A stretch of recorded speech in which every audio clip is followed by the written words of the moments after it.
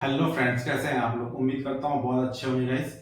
तो गाइस अब हम शुरू करेंगे जो अगला जो प्राइज एक्शन में जो प्राइज एक्शन बनता है वो है cup and handle pattern.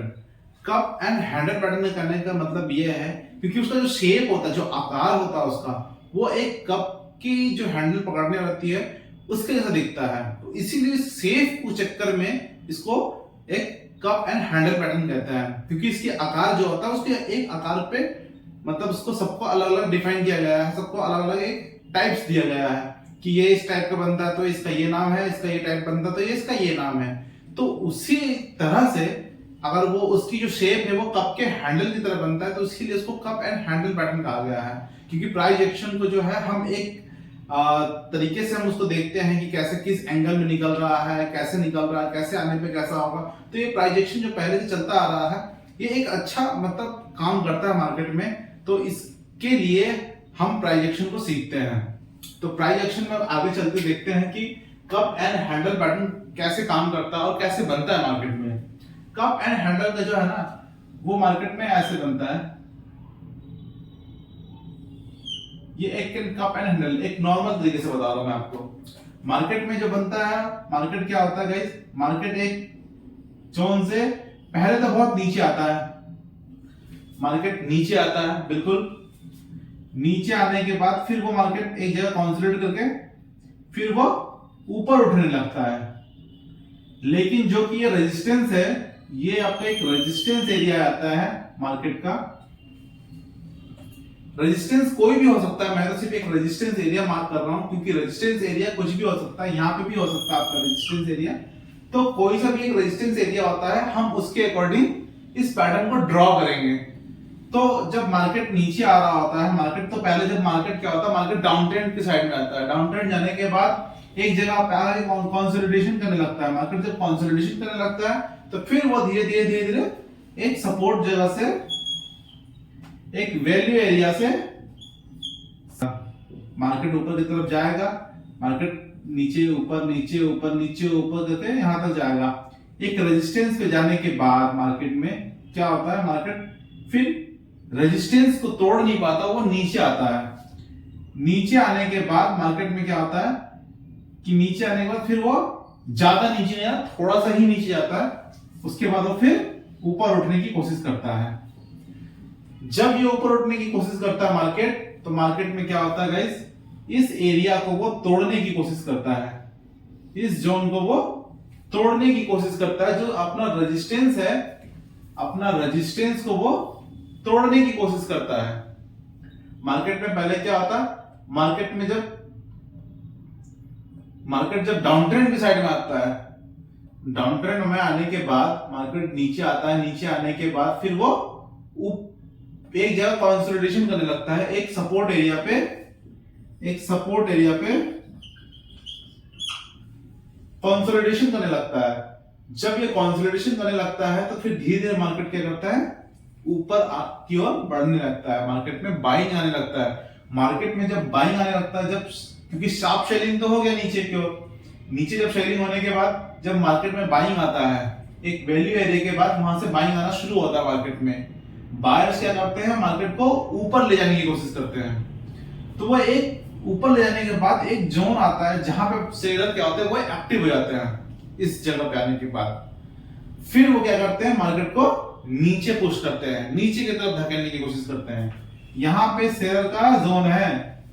Seller और बायर का भी एक जोन होता है जहां पे आने के बाद सेलर क्या करते हैं, एक्टिव हो जाते हैं। जब उन्हें लगता है कि अब प्राइस ऊपर आ गया है, शेयर को क्या करना है, ऊपर जाने के बाद सेलिंग करेगा। तो प्राइस जब नीचे जाएगा तभी तो उनको प्रॉफिट होगा। अब बायर को क्या करना है, बायर को कम प्राइस होगा, जब वो नीचे जाएगा, प्राइस जब कम होगा तब वो फिर बाइंग करेगा, जब वो ऊपर जाएगा तो उनको प्रॉफिट होगा। तो सेम कंडीशन मार्केट में बाइंग और सेलिंग में चलते रहता है। लड़ाई जब लड़ाई चल रहा होता है तो एक यहां पे जाने के बाद क्या होता है, मार्केट में एक्टिव हो जाते हैं बायर्स। जो सेलर है वो एक्टिव हो जाने के बाद क्या करते हैं, अब मार्केट को नीचे ले जाने की कोशिश करते हैं। जब वो नीचे ले जाने की कोशिश करते हैं मार्केट को, तो ज्यादा नीचे नहीं, थोड़ा दूर ले जाने के बाद बायर्स और जोर लगाता है उसमें और बाइंग करता है कस के कि हमें लॉस ना हो। तो फिर वो क्या करता है, मार्केट को ऊपर ले जाने की कोशिश करते हैं। अब ये एरिया जिसने अब ये एरिया जब रेजिस्टेंस को तोड़ेगा तो सेलर क्या होंगे, घबरा जाएंगे। जब सेलर घबरा जाएंगे तो वो अपना पोजीशन छोड़ने लगेंगे यहां से। जब पोजीशन छोड़ने लगेंगे तो बाइंग तेज हो जाता है। तो जब ये ब्रेकआउट होता है ना, तो ब्रेकआउट में सेलर क्या आते हैं, डर जाते हैं कि उनको लॉस ना हो जाए, क्योंकि उनका स्टॉप लॉस ऊपर कहीं लगा होगा, ऊपर वाले कहीं रेजिस्टेंस पे लगा होगा। जब वो ऊपर कहीं रेजिस्टेंस पे उनका जो स्टॉप लॉस लगा होगा वो हिट ना हो जाए, वो हिट हो जाएगा तो सब पोजीशन काट लेते हैं। तो मार्केट क्या करता है, मार्केट इसको ब्रेकआउट करता है। फिर इसको मार्केट को जब ब्रेकआउट आता है तो हम क्या करते हैं, एक प्राइस एक्शन का इंतजार करते हैं मार्केट में। जब मार्केट में थोड़ा सा प्राइस एक्शन नीचे आता है, फिर इस एरिया को सपोर्ट बनाने लग जाए, वो इस एरिया को सपोर्ट बनाने लग जाए वो, कि इस एरिया में आने के बाद मार्केट में ऊपर उछाल आया है, मार्केट थोड़ा सा नीचे आने के बाद उछाल आया, तो मार्केट फिर ऊपर की तरफ जाएगा। मार्केट में फिर बाइंग तगड़ी आएगी और आपका प्रॉफिट अच्छा होगा।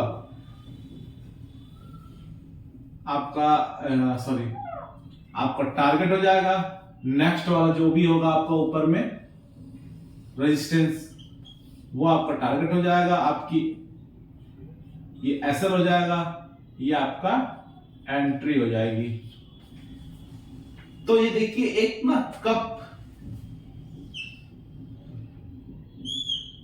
एंड हैंडल इसलिए कहते हैं क्योंकि आपका ये कप हो गया, आपका ये हैंडल हो गया।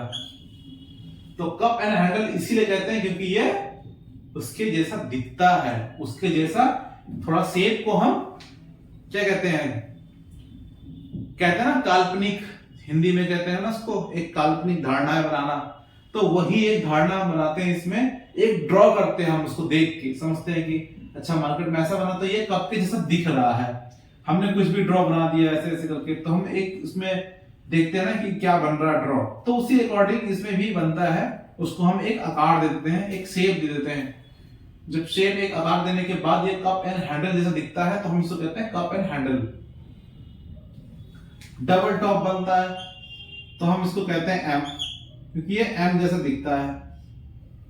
डब्ल्यू जैसा दिखता है, डबल बॉटम बनता है। तो ये सब चीजें मार्केट में बहुत सोच समझ के बनाया गया है प्राइस एक्शन, इसीलिए इसको हम फॉलो करते आ रहे हैं, आगे भी फॉलो होंगे। तो इसको हम अच्छी तरीके से प्राइस एक्शन को इंप्लीमेंट करेंगे अपनी ट्रेडिंग में। प्राइस एक्शन अच्छा होगा तो हमारा ट्रेडिंग भी अच्छी होगी, हम प्रॉफिट भी अच्छा कमाएंगे गाइस। तो इसीलिए प्राइस एक्शन पे ज्यादा से ज्यादा फोकस कीजिए और बहुत ही अच्छा आपको आगे प्रॉफिट मिलेगा। और डिसिप्लिन के साथ रहिए, ट्रेड अपना होल्ड कीजिए और एसएल को हिट होने से पहले पहले काट दीजिए। एसएल को जरूर लगा के रखिए, बिना एसएल के आप काम करेंगे मार्केट में आपका लॉस ज्यादा हो सकता है, और लॉस काटते वक्त आपका हाथ नहीं काटनी चाहिए गाइस। आपको लॉस लेना है, आपको ठीक है आपको ट्रेड में लॉस हो रहा है, आप 10 रुपए में अगर लिए है आपने 10% लॉस होता है, आप ट्रेड काट दो, अगले ट्रेड की तैयारी कर लो, अगले शिकार की तरफ बढ़ जाओ, ताकि आपका जो है शिकार करने की एनर्जी बचा रहे। जो है कि आपका एनर्जी है कैपिटल, आपकी कैपिटल बचा रहे, आपकी कैपिटल अच्छा रहेगा तो आप ट्रेडिंग आगे भी कर पाओगे। अगर कैपिटल गायब तो ट्रेडिंग भी गायब। गाइस इसको बहुत अच्छी तरीके से समझिएगा, अपने दिमाग में बैठा लीजिएगा, कैपिटल को आपको बचाना है।